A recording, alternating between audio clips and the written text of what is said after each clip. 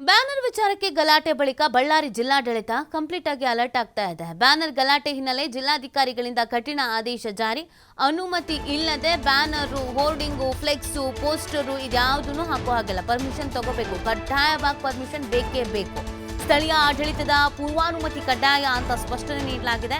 ಆದೇಶವನ್ನು ಉಲ್ಲಂಘಿಸಿದವರ ವಿರುದ್ಧ ತಕ್ಷಣ ಕಾನೂನು ಕ್ರಮವನ್ನು ಕೈಗೊಳ್ಳಬೇಕಾಗುತ್ತೆ ಅನ್ನುವಂಥ ಎಚ್ಚರಿಕೆಯನ್ನು ಕೂಡ ಇದೇ ಸಂದರ್ಭದಲ್ಲಿ ನೀಡಿದ್ದಾರೆ.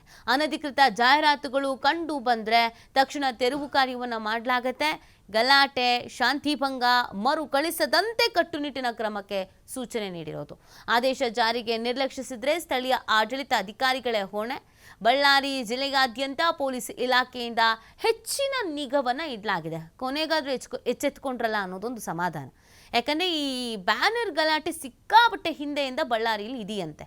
ಬಟ್ ಒಂದು ಪ್ರಾಣ ಹೋಗೋ ತನಕ ಇವರು ಅಲರ್ಟ್ ಆಗಿರಲಿಲ್ಲ. ಒಂದು ಪ್ರಾಣ ಹೋದ ಮೇಲೆ, ಅಮಾಯಕ ಪ್ರಾಣ ಹೋದ ಮೇಲೆ ಇವ್ರಿಗೆ ಅರಿವು ಇಲ್ಲ ಇದಕ್ಕೆಲ್ಲ ನಮ್ಮ ಪರ್ಮಿಷನ್ ತಗೊಳ್ಳೋ ಥರ ಮಾಡಬೇಕು, ಇಲ್ಲ ಅಂತಂದರೆ ಸಮಸ್ಯೆ ಆಗುತ್ತೆ ಅಂತ. ಇದನ್ನು ಮೊದಲೇ ಮಾಡಿದರೆ ಇಷ್ಟರ ಮಟ್ಟಿಗೆ ಸಮಸ್ಯೆ ಆಗ್ತಾ ಇರಲಿಲ್ಲ. ಈಗಾದರೂ ಫೈನಲಿ ಎಚ್ಚೆತ್ಕೊಂಡ್ರಲ್ಲ, ಅದಕ್ಕೆ ಸಮಾಧಾನ ಪಡಬೇಕಷ್ಟೇ. ಈ ಬ್ಯಾನರ್ ವಿಚಾರಕ್ಕೆ ಗಲಾಟೆ ಆದ ನಂತರ ಒಂದಷ್ಟು ಬದಲಾವಣೆಯನ್ನು ಜಿಲ್ಲಾಡಳಿತ ಮಾಡ್ಕೊಳ್ತಾ ಇದೆ. ನೀವಿನ್ನು ಅವ್ರ ಹುಟ್ಟುಹಬ್ಬ, ಇವ್ರ ಹುಟ್ಟುಹಬ್ಬ, ಅವ್ರಿಗೆ ವಿಶು, ಇವ್ರಿಗೆ ಇಶು, ಎಲ್ಲ ಬೇಕಾದರೂ ಹಾಕ್ಬೋದು ಬ್ಯಾನರ್. ಇಲ್ಲ, ಪರ್ಮಿಷನ್ ಕಡ್ಡಾಯವಾಗಿ ಬೇಕೇ ಬೇಕು.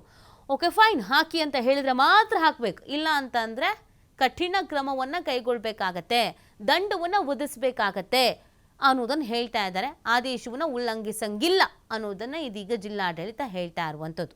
ಜಿಲ್ಲೆಯಲ್ಲಿ ಪೊಲೀಸ್ ಇಲಾಖೆಯಿಂದ ಇದ್ರ ಬಗ್ಗೆ ಮಾನಿಟರ್ ಮಾಡ್ತಾರೆ, ನಿಗಾ ಹೇಳ್ತಾರೆ. ಎಲ್ಲೆಲ್ಲೋ ಏನೇನೋ ಬ್ಯಾನರ್ ಕಾಣ್ತು ಅಂತಂದರೆ ಯಾರಪ್ಪ ಹಾಕ್ತಾರೋ ಅಂತ ಕರೆಸಿ ಅವರಿಗೆ ದಂಡ ವಿಧಿಸಲಾಗುತ್ತೆ ಅನ್ನೋದನ್ನು ಹೇಳ್ತಾ ಇದ್ದಾರೆ.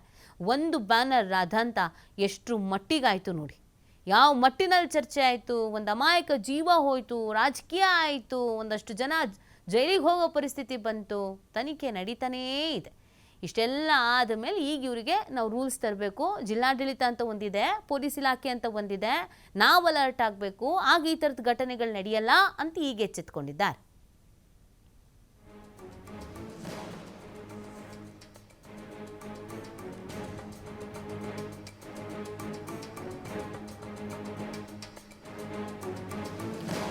ನೋಡಿ, ಒಂದು ಪ್ರಕರಣ ಸಾಕಷ್ಟು ರೀತಿಯಾದಂಥ ಚರ್ಚೆಗೆ ಕಾರಣವಾಗಿತ್ತು. ಎಷ್ಟರ ಮಟ್ಟಿಗೆ ಕಾರಣ ಆಗಿತ್ತು ಅಂತಂದರೆ, ಈ ಪ್ರಕರಣ ಒಂದು ಜೀವ ಹೋಗಿತ್ತು, ರಾಜಕೀಯವಾಗಿ ಆರೋಪ ಪ್ರತ್ಯಾರೋಪಗಳಿಗೆ ಕಾರಣವಾಗಿತ್ತು. ತನಿಖೆ ನಡೀತಾ ಇದೆ. ಹೇಳೋದಕ್ಕೆ ಒಂದು ಕ್ಷುಲ್ಲಕ ಕಾರಣ ಅಂತ ಅನಿಸುತ್ತೆ. ಏನ್ರಿ ಬ್ಯಾನರ್ ವಿಚಾರಕ್ಕೆಲ್ಲ ಗಲಾಟೆ ಆಗತ್ತಾ, ಅದು ಅಲ್ಲದೆ ಒಂದು ಜೀವನೇ ಹೋಗುತ್ತಾ ಅಂತ ಅನಿಸುತ್ತೆ. ಬಟ್ ಇಲ್ಲಿ ರಾಜಕಾರಣ ಹಾಗಿದೆ, ಬ್ಯಾನರ್ ಹಾಕೋದೇ ಒಂದು ರಾಜಕಾರಣ ಇಲ್ಲಿ. ಹಾಗಾಗಿ ಇದೀಗ ನೋಡಿ, ನೀವು ಗಮನಿಸ್ತಾ ಇದ್ದೀರಾ, ಪತ್ರಿಕಾ ಪ್ರಕಟಣೆಯನ್ನೇ ಹೊರಡಿಸ್ಬಿಟ್ಟಿದ್ದಾರೆ. ಇನ್ನು ಆ ಸಂಘಟನೆ, ಈ ಸಂಘಟನೆ, ಆ ಸಂಘ ಸಂಸ್ಥೆ, ಅವ್ರ ಕಡೆಯವರು, ಇವ್ರ ಕಡೆಯವರು, ಅವ್ರ ಹುಟ್ಟುಹಬ್ಬ, ಇವ್ರ ತಿಥಿ, ಅವ್ರಿಗೆ ವಿಶ್ ಮಾಡಬೇಕು, ಇವ್ರಿಗೆ ವಿಶ್ ಮಾಡಬೇಕು ಅಂತ ಕಂಡಲ್ಲಿ ಬ್ಯಾನರ್ ಹಾಕ್ಸಿದ್ರು. ಈ ಕೆಲವು ಕಡೆಯಲ್ಲಿ ಈ ಬ್ಯಾನರ್ ಹಾಕ್ಸೋ ಹುಚ್ಚು ಹೆಚ್ಚಾಗ್ಬಿಟ್ಟಿದೆ. ಇನ್ನೇನು ಇಲ್ಲ, ನಾವು ಅವ್ರ ಕಡೆಯವರು, ಇವ್ರು ನಮ್ಮ ಕಡೆಯವರು ಅಂತ ತೋರಿಸ್ಕೊಳ್ಳೋಕ್ಕೋ ಅದೇನು ಕಥೆಯೋ ಗೊತ್ತಿಲ್ಲ. ಈ ಬಗ್ಗೆ ಮಾಹಿತಿ ನೀಡ್ತಾರೆ ನಮ್ಮ ಪ್ರತಿನಿಧಿ ಸಿದ್ದು. ಫೈನಲಿ ಬಳ್ಳಾರಿ ಜಿಲ್ಲಾಡಳಿತ ಎಚ್ಚೆತ್ಕೊಳ್ತಲ್ಲ ಅನ್ನೋದು ಒಂದು ಸಮಾಧಾನ, ಒಂದು ಜೀವ ಹೋದ ಮೇಲೆ. ಈಗ ಇವ್ರಿಗೆ ನಾವು ಕಂಟ್ರೋಲ್ನಲ್ಲಿ ಇಟ್ಕೋಬೇಕು ಅಂತ ಅನಿಸ್ತಲ್ಲ. ಇವರ ಪತ್ರಿಕಾ ಪ್ರಕಟಣೆಯಲ್ಲಿ ಏನೆಲ್ಲ ಇದೆ? ಖಂಡಿತವಾಗ್ಲೂ ನೀತಿ ಏನಂದ್ರೆ, ಬ್ಯಾನರ್ ಹಾಕುವ ವಿಚಾರಕ್ಕೆ ನಡೆದಂತ ಈ ಗಲಾಟೆ ಏನಿದೆಲ್ಲ ಇವತ್ತಿಂದಲ್ಲ. ಈ ಪೊಲಿಟಿಕ್ಸ್ ಅಲ್ಲಿ ಸಾಕಷ್ಟು ಸಾರ್ವಜನಿಕರು ನಾವು ಅವ್ರ ಅಭಿಮಾನಿ, ನಾವು ಇವ್ರ ಅಭಿಮಾನಿ, ನಾವು ಪ್ರತಿದಿನವಾಗಿ ನಮ್ಮ ಕಾರ್ಯಕರ್ತರಾಗಿರ್ಬೋದು, ಅವ್ರ ಕಾರ್ಯಕರ್ತರು ಏನ್ ಮಾಡ್ತಾರೆ, ಬ್ಯಾನರ್ ಹಾಕುವಂತ ಕೆಲಸವನ್ನ ಪ್ರತಿದಿನ ಮಾಡ್ತಾನೆ ಇರ್ತಾರೆ.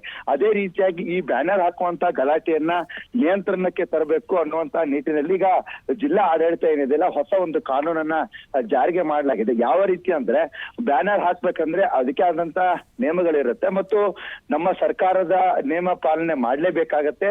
ಜೊತೆಗೆ ನೀವು ಬ್ಯಾನರ್ ಹಾಕುವಂತವ್ರು ಏನಿರುತ್ತೆ, ಮಹಾನಗರ ಪಾಲಿಕೆಗೆ ಹೋಗಿ ಭೇಟಿ ನೀಡಿ ನಾವಿವತ್ತು ಈ ರೀತಿ ಬ್ಯಾನರ್ ಹಾಕ್ತಾ ಇದೀವಿ ಅನ್ನೋಂಥದ್ದನ್ನ ನೀವು ಕೇಳಿ ಅದನ್ನ ಪಡ್ಕೊಂಡೇ ಹಾಕ್ಬೇಕನ್ನುವಂಥದ್ದನ್ನ ರೂಲ್ಸ್ ಅನ್ನ ಈಗ ಜಿಲ್ಲಾಡಳಿತ ತಂದಿದೆ. ಜೊತೆಗೆ ಇವರಷ್ಟೇ ಅಲ್ಲ, ಈಗ ಪೊಲೀಸರು ಕೂಡ ಇದಕ್ಕೊಂದು ನಿಗಾ ವಹಿಸಲಾಗಿದೆ. ಯಾಕಂದ್ರೆ ಮೊದಲಿಂದ ಕೂಡ ಇಲ್ಲಿ ಬಳ್ಳಾರಿ ಪಾಲಿಟಿಕ್ಸ್ ಅಲ್ಲಿ ಜೊತೆಗೆ ಸಾಕಷ್ಟು ಇಲ್ಲಿ ಗಲಾಟೆಗಳಾಗ್ತಾನೆ ಇದಾವೆ. ಒಂದು ಸಣ್ಣ ಪುಟ್ಟ ಬ್ಯಾನರ್ ಹಾಕಿದ್ರು ಕೂಡ ಕೆಲವೊಂದು ಬಾರಿ ದೊಡ್ಡದಾದಂತ ಬ್ಯಾನರ್ ಗಳನ್ನ ಹಾಕಿರ್ತಾರೆ, ಸ್ವಾಗತ ಅಂತ ಬ್ಯಾನರ್ ಹಾಕಿರ್ತಾರೆ. ಆದ್ರೆ ಸ್ವಾಗತ ಅಂತ ಬ್ಯಾನರ್ ಹಾಕಿರುವಂತ ಸಂದರ್ಭದಲ್ಲಿ ಮೇನ್ ಮುಖ್ಯವಾಗಿ ಲೀಡರ್ಸ್ ಗಳನ್ನ, ಫೋಟೋಸ್ ಗಳನ್ನ ಬಿಟ್ಟಿರ್ತಾರೆ. ಆ ವಿಷಯಕ್ಕೂ ಕೂಡ ಬಳ್ಳಾರಿಯಲ್ಲಿ ಗಲಾಟೆಗಳಾಗಿರುವ ಆಗಿರುವಂತ ಉದಾಹರಣೆ ಕೂಡ ಇದೆ. ಬಿಜೆಪಿಯಿಂದ ಕೂಡ ಕೆಲವೊಂದಿಷ್ಟು ಗಲಾಟೆಗಳಾಗಿದ್ದಕ್ಕೂ ಉದಾಹರಣೆಗಳಿವೆ. ಹೀಗಾಗಿ ಎರಡು ಕಡೆಯಿಂದ ಈ ರೀತಿಯಾದಂತ ಗಲಾಟೆ ಆಗ್ತಾ ಇರೋದ್ರಿಂದಾಗಿ ಈ ಗಲಾಟೆಗಳನ್ನ ನಿಯಂತ್ರಣ ತರಬೇಕು. ಜೊತೆಗೆ ಬಳ್ಳಾರಿ ಅಂತ ಎಂಟ್ರಿ ಕೊಟ್ರೆ ಸಾಕು, ಮದುವೆ ಆಗಿರ್ಬೋದು, ಸಣ್ಣ ಪುಟ್ಟ ಕಾರ್ಯಕ್ರಮಗಳಾಗಿರ್ಬೋದು, ಎಲ್ಲಾ ಕಾರ್ಯಕ್ರಮಗಳಿಗೂ ಇಲ್ಲಿ ಬ್ಯಾನರ್ ಹಾಕುವಂತದ್ದು ಇದು ಸಹಜ ಸ್ಥಿತಿಯಲ್ಲಿದೆ. ಹೀಗಾಗಿ ಬ್ಯಾನರ್ ಪಾಲಿಟಿಕ್ಸ್ ಆಗ್ಬಾರ್ದು, ಬ್ಯಾನರ್ ಇಂದ ಈ ರೀತಿ ಗಲಾಟೆಗಳು ಆಗ್ಬಾರ್ದು ಅನ್ನೋ ನಿಟ್ಟಿನಲ್ಲಿ ಈಗ ಜಿಲ್ಲಾಡಳಿತ ಕೂಡ ಎಚ್ಚೆತ್ಕೊಂಡಿದೆ. ಬ್ಯಾನರ್ ಹಾಕುವವ್ರ ವಿರುದ್ಧ ಸುಮ್ನೆ ಬ್ಯಾನರ್ ಹಾಕಿದ್ರೆ ದಂಡ ಹಾಕ್ಲಿಕ್ಕೆ ಒಂದು ತಂಡವನ್ನ ರಚನೆ ಮಾಡಲಾಗಿದೆ. ಜೊತೆಗೆ ಅಲ್ಲಿ ಬ್ಯಾನರ್ಗಳ ಮೇಲೆ ಅಶ್ಲೀಲವಾಗಿ, ಅಸಭ್ಯವಾಗಿ ಕೆಲವೊಂದು ಫೋಟೋಸ್ಗಳು ಅಂಟಿಸೋದು, ಈ ರೀತಿ ಮಾಡಿದ್ರು ಕೂಡ ಸುಮ್ನಿರೋ ಹಾಗಿಲ್ಲ. ಕೆಲವೊಂದು ಫೋಟೋಸ್ಗಳು ಅಂಟಿಸೋದು ಈ ರೀತಿ ಮಾಡಿದ್ರು ಕೂಡ ಸುಮ್ನಿರೋ ಹಾಗಿಲ್ಲ. ಅವರ ವಿರುದ್ಧವಾಗಿ ನಾವು ಸೂಕ್ತವಾಗಿ ಕ್ರಮವನ್ನು ತೆಗೆದುಕೊಳ್ತೀವಿ ಅನ್ನುವ ನಿಟ್ಟಿನಲ್ಲಿ ಈಗ ಜಿಲ್ಲಾಡಳಿತ ಕೂಡ ಒಂದು ವ್ಯವಸ್ಥೆಯನ್ನ ಮಾಡ್ಕೊಂಡಿದೆ. ನೀತಿ ಸಿದ್ದು, ಇನ್ನೊಂದು ಈಗ ಈ ವಿಚಾರಕ್ಕೆ ಸಂಬಂಧಪಟ್ಟಂತೆಗೆ ಪ್ರಕರಣ ದಾಖಲಾಗಿದೆ, ತನಿಖೆ ಒಂದು ಕಡೆಯಲ್ಲಿ ನಡೀತಾ ಇದೆ. ಈ ತನಿಖೆ ಹೇಗೆ ನಡೆಯುತ್ತೋ ಏನೋ ಗೊತ್ತಿಲ್ಲ, ಪಾರದರ್ಶಕವಾಗಿ ನಡೆಯಲ್ವೇನೋ ಅನ್ನೋ ಅನುಮಾನವನ್ನು ಕೂಡ ಬಿಜೆಪಿಗರು ವ್ಯಕ್ತಪಡಿಸ್ತಾ ಇದ್ದಾರೆ. ಸೊ ಆ ನಿಟ್ಟಿನಲ್ಲಿ ಈ ತನಿಖೆ ವಿಚಾರಕ್ಕೆ ಬರೋದಾದ್ರೆ ತನಿಖೆ ಈಗ ಯಾವ ಹಂತದಲ್ಲಿದೆ, ಏನೇನು ಮಾಹಿತಿಗಳು ಸಿಗ್ತಾ ಇದೆ?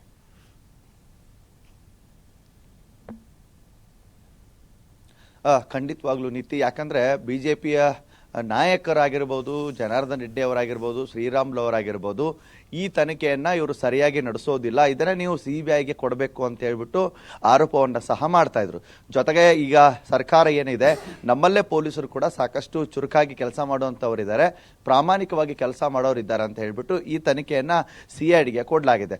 ಅದರಲ್ಲೂ 4 ಕೇಸನ್ನ CIDಗೆ ಕೊಡಲಾಗಿದೆ, ಇನ್ನೆರಡು ಕೇಸನ್ನ ಇಲ್ಲಿ CDRಗೆ ಕೊಡಲಾಗಿದೆ. ಜೊತೆಗೆ SC/ST ಕೇಸ್ ಆಗಿರೋದ್ರಿಂದಾಗಿ ಇಲ್ಲಿ CDR ಕೊಟ್ಟಿರೋದ್ರಿಂದಾಗಿ ಅವು 2 ಕೇಸ್ಗಳು ಇಲ್ಲೇ ದಾಖಲಾಗಿವೆ.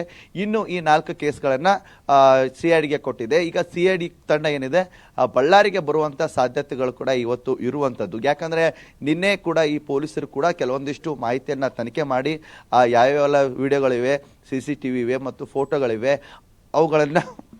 ಅವುಗಳನ್ನ ತೆಗೆದುಕೊಂಡು ಮತ್ತೆ ಹೋಗಿ CIDಗೆ ಕೊಟ್ಟಿರುವಂಥ ಮೂಮೆಂಟ್ಗಳು ಕೂಡ ಇದೆ. ಜೊತೆಗೆ CID ಅಧಿಕಾರಿಗಳು ಸಹ ಬಳ್ಳಾರಿಗೆ ಆಗಮಿಸಿ ಈ ಗಲಾಟೆ ಎಲ್ಲಿಂದ ಪ್ರಾರಂಭವಾಯಿತು, ಹೇಗೆ ಪ್ರಾರಂಭವಾಯಿತು, ಎಲ್ಲಿಂದ ಕಲ್ಲು ತೂರಾಟ ಆಯಿತು, ಯಾರಿಂದ ಮೊದಲಿಗೆ ಪ್ರಚೋದನೆ ಆಯಿತು ಅನ್ನುವಂಥದ್ದನ್ನು CID ಅವರು ಕೂಡ ಸ್ಥಳಕ್ಕೆ ಎಂಟ್ರಿ ಕೊಟ್ಟು ಸ್ಥಳ ಪರಿಶೀಲನೆ ಮಾಡುವ ಮೂಲಕ ಅಲ್ಲಿಂದ ತನಿಖೆ ಕೂಡ ಚುರುಕಾಗುತ್ತೆ. ಸದ್ಯ ಈಗ ಯಾರೆಲ್ಲ ಈ ತನಿಖೆಯಲ್ಲಿ ಭಾಗಿಯಾಗಿದ್ರೋ 67 ಜನರು ಇದೇನಿದ್ರೋ ಅವರ ವಿರುದ್ಧವಾಗಿ ಕೂಡ ಈಗ ದಾಖಲಾಗಿತ್ತು, FIR ಕೂಡ ಆಗಿದೆ.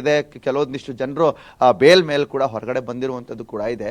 ಜೊತೆಗೆ ಇಷ್ಟೇ ಅಲ್ಲ, ಇದ್ರ ಹೊರತುಪಡಿಸಿ ಇನ್ನೊಂದಿಷ್ಟು ಜನರನ್ನ ಕರೆತಂದು ಅವರ ಇಂಚಿಂಚಾದ ಮಾಹಿತಿಗಳನ್ನ ಕೂಡ ಇದಕ್ಕೂ ಪಡೆದುಕೊಳ್ತಾ ಇದ್ದಾರೆ. ಆ ಗಲಾಟೆಯ ವಿಡಿಯೋ ಸಾಕ್ಷಿ ಆಧಾರದ ಮೇಲೆ ಅವರನ್ನ ಕರೆತಂದು ಈಗಲೂ ಕೂಡ ಪೊಲೀಸರು ತಪಾಸಣೆ ಮಾಡುವಂತ ಕೆಲಸವನ್ನ ಮಾಡ್ತಾನೆ ಇದ್ದಾರೆ. ಜೊತೆಗೆ CID ಎಂಟ್ರಿ ಕೊಟ್ಟ ನಂತರ ಈ ಘಟನೆ ಇನ್ನಷ್ಟು ಶಕ್ತಿ ತೆಗೆದುಕೊಳ್ಳಿದೆ. ಜೊತೆಗೆ ಗಲಾಟೆ ಎಲ್ಲಿಂದ, ಹೇಗೆ, ಯಾವ ರೀತಿಯಾಗಿ ರಾಜಶೇಖರ್ನ ಹತ್ಯೆ ಆಯ್ತು ಅನ್ನೋದನ್ನ CID ಅಧಿಕಾರಿಗಳೇ ಸ್ಪಷ್ಟನೆ ಕೊಡಲಿದ್ದಾರೆ. ನೀತಿ, ಓಕೆ, ಥ್ಯಾಂಕ್ ಯು ಸಿದ್ದು, ತಮ್ಮಲ್ಲೇ ಡೀಟೇಲ್ಸ್ಗೆ.